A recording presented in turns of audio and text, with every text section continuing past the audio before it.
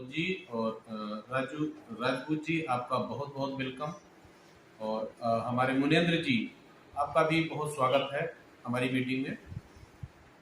काफ़ी अच्छी जानकारियां आप लोगों ने प्रोवाइड कराई और मैं काफ़ी संजीदा होकर इस बात को सुन रहा था कि मतलब बहुत ही अच्छी जानकारियां आप लोगों ने प्रोवाइड कराई अपने अपने क्षेत्र के हिसाब से। अभी क्या है कि मध्य प्रदेश में जमीनों में ज़्यादा केमिकल अप्लाई किया गया है, हमें लगता है, इसलिए राजपूत जी ये बात कह रहे हैं कि बहुत ज़्यादा मात्रा में प्रेशमेंट वगैरह या गोबर की खाद की सप्लाई देनी पड़ती है खेतों में। क्योंकि वहाँ भी नर्मदा बेल्ट है, हमें लगता है वो तराई एरिया ही है और उधर बड़े अच्छे अच्छे किसान काम कर रहे हैं जैविक पे। तो आपका मध्य प्रदेश हमारे उत्तर प्रदेश से ज़्यादा एक्टिव है इस मामले में कि जैविक खेती को बहुत तेजी से किया जाए। और ये वजह इसमें हमें लगता है कि ये भी है कि आपके यहाँ की ज़मीनें ज़्यादा खराब हो चुकी हैं और जिस चीज़ को आज किसानों को समझ में आने लगा है कि अब जैविक के अलावा कोई तरीका नहीं है, ये केमिकल वाला तरीका हमारा जो है एक अंतिम सीमा रेखा तक पहुंच चुका है कि इससे ज़्यादा उत्पादन हम अब केमिकल को बहुत ज़्यादा मात्रा में भी डाल के नहीं ले सकते। क्यों राजपूत जी? हाँ, तो केमिकल की एक हाँ सीमांत रेखा पर। जी, थोड़ा तेज बोलने का प्रयास करें सर। हाँ जी राजपूत जी। जी हाँ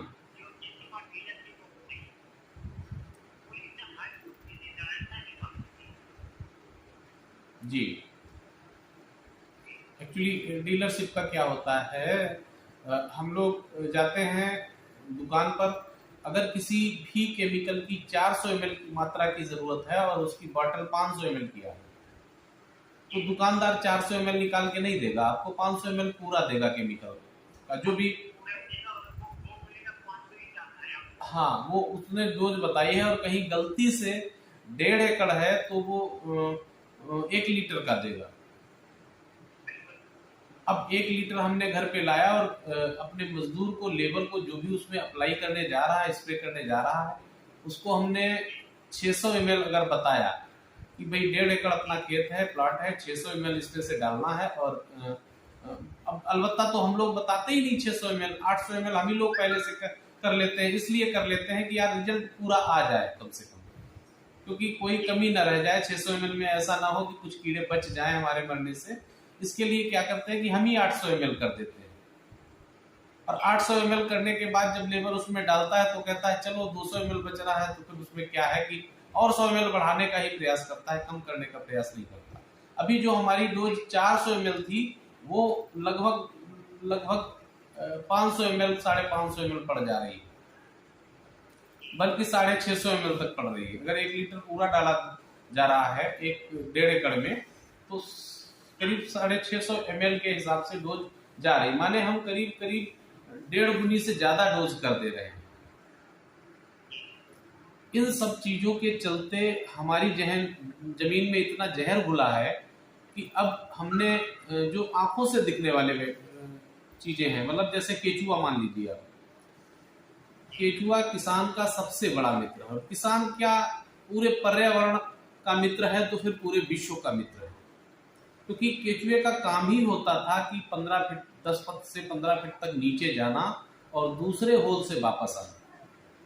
जब ये लगातार ये क्रिया करता रहता था, केचुआ एक्चुअली 24 घंटे काम करता है, कभी थकता नहीं, वो अपने काम में मगन रहता है, बिना पैसे का मजदूर है समझ लीजिए, और इतना अच्छा काम करता था कि जो 15 फीट तक नीचे जाता था और ऊपर आता था। इससे होता क्या था कि जब बारिश होती थी तो बारिश का पानी पूरा हार्वेस्ट हो जाता था, मतलब कंज्यूम हो जाता था उसी पर्टिकुलर प्लाट पे जिस पे बारिश हुई है। अभी क्या करना पड़ता है, हम लोग बड़े बड़े वाटर हार्वेस्टिंग प्लांट लगा रही है, सरकार भी उसके लिए काफी प्रोत्साहन दे रही है, कहीं कहीं सब्सिडी दे रही है, कुछ खेत तालावरी वगैरह बना रही है। ऐसे ऐसे भिन्न भिन्न प्रकार के जल बचाओ अभियान के तहत काफी अग्रसर है सरकार भी हमारी, बहुत इस मामले में काफी संजीदा है, सचेत है पूरी तरह से। और कहीं ना कहीं हम लोग भी अपने लेवल पर जो है जल के स्तर को नीचे जाते हुए अपनी आंखों से जो देख रहे हैं 10 से 20 सालों में, खासकर हम बात करें इधर 20 सालों में ज्यादा बहुतायत हुई है केमिकल फर्टिलाइजर। हाँ, ये अलग बात है कि सन 1966 में इसका आगमन हो गया था हरित क्रांति का, लेकिन एडॉप्ट करने में लोगों को टाइम लगा। एडॉप्ट करने में टाइम लगा, चीजें अच्छी गई का मतलब है कि जहां यूरिया पड़ जाती थी फसल हरी भरी हो जाती थी। इस चीज को देखकर किसानों ने इसका अंधाधुंध प्रयोग, मतलब बहुतायत में प्रयोग चालू कर दिया। अभी हम लोग किसी भी चीज को, जैसे हमारा शरीर है, शरीर में हम भोजन खाते हैं, तो भोजन की ही मात्रा अगर अधिक हो जाती है तो वो भी नुकसान करता है। इसीलिए हमारे अच्छे के लिए ये चीजें बनाई गई थी कि उत्पादन ज्यादा होगा। उस चीज का इतना बहुतायत में हम लोगों ने, ये सीटी की आवाज आ रही है आप लोगों की तरफ से, इधर से क्या है? हाँ, अच्छा, आवाज प्रॉपर आ रही है हमारी? हाँ, तो हम लोगों ने क्या किया, इतना अंधाधुंध chemical fertilizer, chemical pesticide, insecticide का इस तरह से प्रयोग किया है। कई लोग तो क्या करते हैं कि फ्यूराडान एक बहुत ही तीव्र जहर आता है, तो उसको क्या करते हैं कि पानी भरते हैं खेत में और फ्यूराडान अप्लाई कर देते हैं। फ्यूराडान कई बार डालते हुए लेबर भी बेहोश हो जाता है, इतना तगड़ा जहर है। इससे पहले दुष्परिणाम देखे गए थे इंडोसल्फान के। इंडोसल्फान काजू के बागान में, कासरकोट में स्प्रे किया जाता था। वहां पे लोग अपंग पैदा होने लगे थे और भिन्न भिन्न बीमारियों से ग्रसित होने लगे थे, जिसकी वजह से वो इंडोसल्फान बंद कर दिया गया था। अभी क्या है, हम लोग फ्यूराडान और क्लोरोपाइरीफास एक 20% का आता था 10 साल पहले, वही बहुत अच्छा काम किया करता था। लेकिन अभी क्या हुआ है कि क्लोरोपाइरीफास हमारा 50% तीव्रता में आ गया है और जिसके साथ 5% साइपर मिक्स रहता है। हाँ, साइपर भी मिक्स रहता है, मतलब 55% का कॉम्बिनेशन आता है, जो कि हम लोग भर के पानी और उसमें जिस तरह से मचेटी धान में घास की दवाई जो डालते हैं शुरू में, उस तरह से उपयोग कर देते हैं। तो क्या होता है कि वहां ऐसी चीजों का उपयोग करने के बाद हमारे केचुए के बेचारे की हैसियत ही क्या है, जो मित्र कीट माना जाता है किसान का सबसे बड़ा मित्र है, उसके साथ साथ बैक्टीरिया भी मरते हैं। क्योंकि केचुआ देखने वाला है, इसलिए हम केचुए का ज्यादा मतलब एक बार नाम ले रहे हैं। तो उसके साथ क्या है कि बैक्टीरियल कॉलोनी होती है जो जमीन में, वो भी खत्म हो जाती है। बहुत जगहों पर देखा गया है कि फ्यूराडान वगैरह का उपयोग करने के बाद खेतों में 4-5 दिन बाद हम जब जाते हैं, तो हम लोगों को तो जो असर हो रहा है मीठे जहर के रूप में, वो तो हो ही रहा है, बट क्या है कि सांप वगैरह भी मरे पाए गए हैं वहां, इतना तीव्र जहर है। तो ऐसे तीव्र जहर को हम डालकर खेती में हमारे मित्र की बैक्टीरिया के रूप में जो है उनको, केचुए के रूप में है उनको, और भी हमारे मांसाहारी कीट जो थे, जो शाकाहारी कीटों के हमले के समय वो शाकाहारी कीटों को खाकर उनकी बैलेंसिंग किया करते थे, उनको भी हमने मार दिया है। अब चूंकि किसी भी चीज का लगातार धीरे धीरे करके डोज बढ़ाई जाती रहे अगर, तो फिर वो हमारे कीड़े भी डोज ज्यादा लेने के आदी हो गए हैं और कीड़ों में रेजिस्टेंस पैदा हो गया है सारी दवाओं के प्रति, क्योंकि वो हैवी डोज ले रहे हैं और हैवी डोज से भी मरना मतलब संभव नहीं हो पा रहा कई बारी। तो क्या है कि हमने इतनी ज्यादा उसका रेजिस्टेंस बढ़ा दिया है कीड़ों। इसका विकल्प के रूप में अगर बात करें तो जैविक खेती है। जैविक खेती को अपनाने में कोई भी मतलब कठिनाइयां नहीं है। अगर उसको हम लोग या हमारे जो एग्रोनॉमिस्ट हैं वो लोग बहुत कठिनाई से व्यक्त ना करें, प्रेजेंट ना करें किसानों के सामने, तो इतना कठिन वास्तव में जैविक खेती का स्वरूप है नहीं। बट क्या किया है लोगों ने, उसको बहुत ही कॉम्प्लिकेटेड बना दिया है, किसानों के लिए अडॉप्ट करना ही मुश्किल। और दूसरी भ्रांतियां हैं मार्केट में, समाज में इतनी भ्रांतियां हैं कि कोई कहता है कि जीरो बजट खेती करो, कोई कहता है जैविक खेती करो, कोई जैविक खेती को केमिकल खेती से भी बड़ी जहर बताता है। तो इस तरह के मतलब कंफ्यूजन में आ जाता है किसान की आखिर करे तो क्या करे। तो पहला कदम तो किसान को उठाना पड़ेगा, जो हम लोग जो जागरूक लोग हैं, अगर हम लोग थोड़ा सा जागरूक कर पा रहे हैं किसानों को, तो ये अपना पार्ट अदा करना चाहिए हमको कि किसानों को बताना है कि पहले तो केमिकल फर्टिलाइजर बंद करना पड़ेगा, केमिकल इंसेक्टिसाइड, पेस्टिसाइड बंद करना पड़ेगा, तब हमारा ये पहला कदम होगा ऑर्गेनिक खेती की तरफ, जैविक खेती की तरफ, प्राकृतिक खेती की तरफ। जो भी नाम दे, हम उसको भिन्न भिन्न नामों से जो है मार्केट में कंफ्यूजन पैदा करने के लिए इतने नाम दे दिए हैं। वो प्राकृतिक खेती, जैविक खेती, ऑर्गेनिक खेती, लगभग जो है उसका अगर डिफाइन करने का प्रयास करें तो जो हमारे पर्यावरण में चीजें मौजूद हैं, हमारे एनवायरमेंट में चीजें मौजूद हैं, जैसे बायोमास हो गया, पेड़ पौधों की पत्तियां हो गई, हम जो सैलरी होती है हमारे यहाँ फसल काटने के बाद फसल अवशेष के रूप में, वो हो गया। ये सारे बायोमास जो सड़ने गलने लायक है, इन सारी चीजों से क्या है कि कंपोस्ट बन सकता है। और उस कंपोस्ट का उपयोग अगर हम मिट्टी में लगातार करते जाते हैं, फसल बोने के टाइम हम अगर उसको मल्चिंग ढक के रखते हैं, मल्चिंग माने आवरण होता है उसका, ढक देते हैं जो मिट्टी को, उससे ह्यूमस तैयार होता है। और ह्यूमस बहुत ही जरूरी पार्ट है ऑर्गेनिक खेती के लिए। उसके बाद जी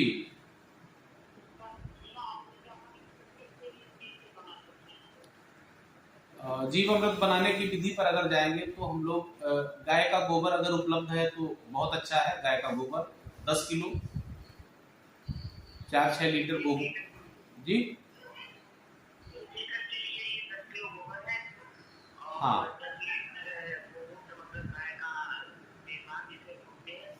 5 से 10 लीटर हाँ गोमूत्र चाहिए होगा। 2 किलो गुड़ चाहिए होगी, हाँ 2 किलो बेसन चाहिए होगा। और शुद्ध मिट्टी इन द सेंस पीपल के पेड़ के नीचे की मिट्टी या बरगद के पेड़ के नीचे की मिट्टी, अथवा अगर उपलब्धता नहीं है तो कोई चकरोट, जहाँ पे चकमार्ग जानते हैं, जो चकमार्ग जाते हैं कच्चे वाले, खेत में तो आदमी केमिकल का प्रयोग करता है, लेकिन चकमार्ग पे अक्सर कई सालों तक प्रयोग नहीं होता है केमिकल फर्टिलाइजर, वहां की मिट्टी ले सकते हैं। वैसे ज्यादा सफिशिएंट पीपल और बरगद के नीचे की मिट्टी रहेगी। अथवा चौथा विकल्प हमारे पास है कि हम जंगल की मिट्टी भी ले सकते हैं, क्योंकि जंगल में भी कोई केमिकल डालने नहीं जाता है। तो जंगल की एग्जैक्टली ये 5 चीजों का कॉम्बिनेशन होगा और 200 लीटर पानी में मिक्स कर दिया जाएगा और इसको सुबह शाम घुमाना है। जीवामृत बनाने की जी ये 7 दिन घुमाना है और 7वें दिन पूरी तरह से तैयार हो जाता है जीवामृत। हाँ 400 लीटर 1 एकड़ में अगर अप्लाई करते हैं हम और 15 दिन में रिपीट देते हैं, 15 से 21 दिन में रिपीट देते हैं, तो मिट्टी की स्थिति बहुत जल्दी आसानी से सुधरने लगती है। इससे भी एडवांस लेवल की चीज अगर लेंगे जी,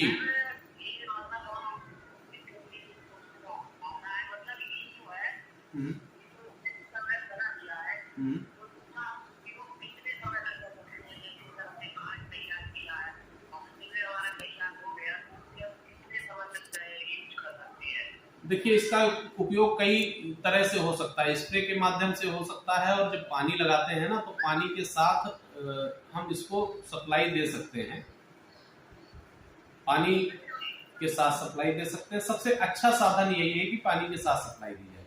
तो क्या है कि इसका उपयोग 7 से 9 दिन में बड़ा अच्छा माना गया है। 7 से 9 दिन का जो जीवामृत होता है बहुत अच्छा माना जाता है कि बहुत अच्छे बैक्टीरिया डेवलप हो जाते हैं। और ज्यादा दिन तक रखना है तो फिर उसमें बेस कुछ और मिलाना पड़ेगा, थोड़ा गुड़ डालनी पड़ेगी, क्योंकि फिर वो जो उनका मल्टीप्लिकेशन होने के लिए भोजन होता है वो खत्म होने लगता है, और भोजन नहीं मिलेगा तो बैक्टीरिया मल्टीपल होने के बजाय घटने लगेगा। इस तरह की स्ट्रेटेजी अपनाई जाती है। उसको 7 से 9 दिन में डाल दिया जाता है मोस्टली। उससे भी एक एडवांस लेवल की चीज आई है, एनरोबिक टैंक आया हुआ है, बैग आई हुई है। अगर उसके साथ हम प्रोसेस कराते हैं तो फिर ज्यादा आसान हो जाता है। वो करीब 2 महीने मतलब 50 दिन के बाद उसमें से निकलना चालू होता है और 3 से 4 हजार लीटर का उसकी कैपेसिटी होती है। पहले तो उसमें कचरा भरते हैं, यही बायोमास जितना भी है, चावल का पानी, छाछ वगैरह वगैरह और सहजन की पत्तियां इस टाइप से, और गोबर, गाय का गोबर और पानी, ये सब भरते जाते हैं 50 दिन तक उसकी एक, हाँ, उसकी एक बाकायदा लिस्ट मिल जाएगी कितना कितना क्या क्या डालना है, नहीं तो फिर बहुत लंबा खींचेगा हम लोगों का सेशन ये। तो वो डालकर उसमें क्या है कि 45 से 50 दिन के बाद हम डेली 200 लीटर डालेंगे और डेली 200 लीटर एडवांस लेवल का जीवामृत निकाल सकते हैं, जिसकी कैपेसिटी 2 साल के अंदर 2% कार्बन बढ़ाने की होती है। अच्छा, मेन इशू ही कार्बन का है, हमारी मिट्टी में जो कार्बन कंटेंट कम हुआ है, मेन इशू यही है। कार्बन कंटेंट अगर रिकवर कर पाते हैं हम, तो फिर से पुनः हमारी धरती जीवित हो उठेगी और उसमें जीवन आ जाएगा, मतलब बैक्टीरिया आ जाएंगे। और बैक्टीरिया इतने आ जाएंगे, करीब करीब 1 ग्राम स्वस्थ मिट्टी में करीब 200 करोड़ बैक्टीरिया जब आ जाएंगे, तो आप समझ लीजिए कि वो मिट्टी में ना तो कीट लगेंगे, फिर कीट का हमला होगा, ऐसा नहीं होगा कि कीट आएंगे नहीं, कीट आएंगे, लेकिन वहां पर हमारे मित्र कीट भी होंगे जो उन कीटों को खाकर बैलेंस करते रहेंगे। रेयर में अगर 2-4% फसल खराब भी होती है, तो फिर इसका मतलब ये है कि वो फसल बहुत अच्छी है, जिसमें कीट खाता है हमारा शाकाहारी वाला। तो ऐसा नहीं है कि वो कीट बहुत जहरीली चीज को खा पाए, इसका मतलब वो जहर से मुक्त हो रही है धीरे धीरे। और जैसे जैसे हम कार्बन कंटेंट और बैक्टीरियल कॉलोनी डेवलप करते हैं खेती में, वैसे वैसे हमारी मतलब ये रोग आना भी कम हो जाता है। इसके अलावा हम बात करेंगे जीपी बायोफर्ट के प्रोडक्ट की। जीपी बायोफर्ट के प्रोडक्ट भी बहुत अच्छे हैं। जो प्रोडक्ट हमारे घर पे नहीं बनाए जा सकते, वो हम बहुत ही अच्छी लेबोरेटरी में तैयार किए जाते हैं, प्रिजर्व करके बड़े बड़े कंटेनरों में रखे जाते हैं, जिनका भी प्रोसेसिंग टाइम 15 दिन, 7 दिन, महीना भर भी होता है। तो वो चीजें घर पे बनाना संभव नहीं होता है, उनका हम इस्तेमाल वहां से लेकर कर लेते हैं। हाँ, ये है हमारे जमीन सुधार पर शुरुआत करने का जो है सबसे आसान तरीका, कि पहले तो हम केमिकल फर्टिलाइजर और केमिकल इंसेक्टिसाइड पेस्टिसाइड को बंद कर देंगे। बंद करने के बाद हम मिट्टी की फर्टिलिटी, सॉइल मिट्टी के ट्रीटमेंट पर काम करेंगे। हमारी अल्कलाइन मिट्टी है तो फिर हम उस हिसाब से काम करेंगे, और अगर अम्लीय मिट्टी है, मतलब एसिडिटी है, तो फिर उस हिसाब से काम किया जाएगा। उसके सारे फार्मूले हैं, वो आपको टाइम टू टाइम बताए जाते रहेंगे। ये है अपना एक छोटा सा अपना एक कदम है, जो बढ़ाया जाए तो धीरे धीरे करके किसानों को बहुत ही समृद्ध बनाया जा सकता है। जी हाँ, और जीपी बायोफर्ट में हम अगर बात करेंगे तो कुछ चीजें जो घर पे नहीं तैयार हो पा रही हैं, तो उनके बारे में बात कर लेते हैं। अजोटोबैक्टर हमारा एक बैक्टीरिया आता है जो नाइट्रोजन के लिए होता है, वो हमारे पास है, लिक्विड बेस में भी है और ग्रेनुअल बेस में भी है। और दूसरा आता है अजीटोबैक्टर, जो गन्ने के लिए स्पेशल बैक्टीरिया होता है, वो ग्रेनुअल फॉर्म में है अपना। और दूसरा जिंक सोलबलाइजिंग बैक्टीरिया होता है, वो अपने पास है। एनपीके कैस्टोरिया करके होता है, पूरा एनपीके का कॉम्बिनेशन तीनों तत्वों का है, वो है अपने पास। और इस तरह से प्रोम है, प्रोम में रॉक फास्फेट डीएपी का सब्स्टिट्यूट के रूप में काम करते हैं। अपना भूमिधन है ग्रेनुअल फॉर्म में, 16-17 जो भी न्यूट्रिशन होते हैं, सारी पूरी न्यूट्रिशन वैल्यू होती है उसमें, माने कंप्लीट पोषक तत्व होते हैं, कह सकते हैं उसको, भूमिधन नाम का है। उसके बाद पावर है, हमारी स्वस्थ मिट्टी के एक्सट्रैक्ट का उसमें समावेश किया गया है, मतलब स्वस्थ मिट्टी में जो भी बैक्टीरिया होते हैं, वो सारे बैक्टीरिया डेवलप कर, जो भी जरूरी बैक्टीरिया होते हैं उनको डेवलप करने की क्षमता हमारे पावर नाम के एक प्रोडक्ट में है। इस तरह से हमारे पास बहुत से प्रोडक्ट है। नाइट्रो है, 5 प्रोडक्ट का कॉम्बिनेशन है, वो रूट से फ्रूट तक की किसी भी प्रॉब्लम को दूर करने की क्षमता रखता है। मतलब रोग दूर नहीं करेगा, लेकिन क्या करेगा कि वो रूट से फ्रूट तक की ग्रोथ के लिए बहुत ही बढ़िया टॉनिक के रूप में काम करता है।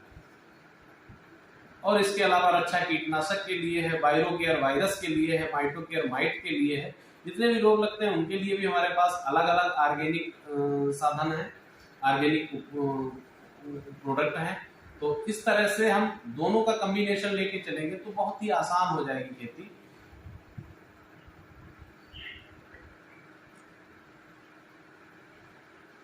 जी